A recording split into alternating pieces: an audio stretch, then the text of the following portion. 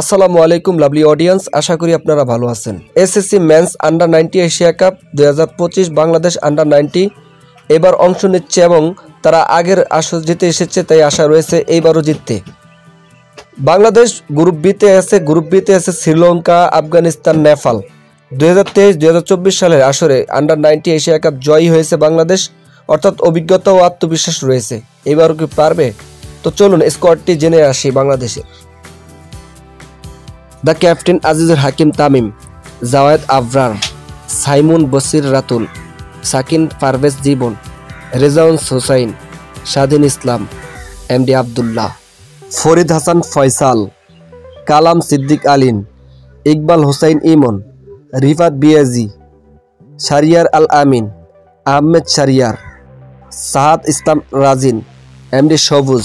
ঠিক এইভাবে যেন বাংলাদেশের আন্ডার 19টা উঁচিয়ে তুলতে পারে এবার মেন্স এশিয়া কাপ আন্ডার 19। শুভকামনা থাকবে আন্ডার 19 বাংলাদেশের জন্য।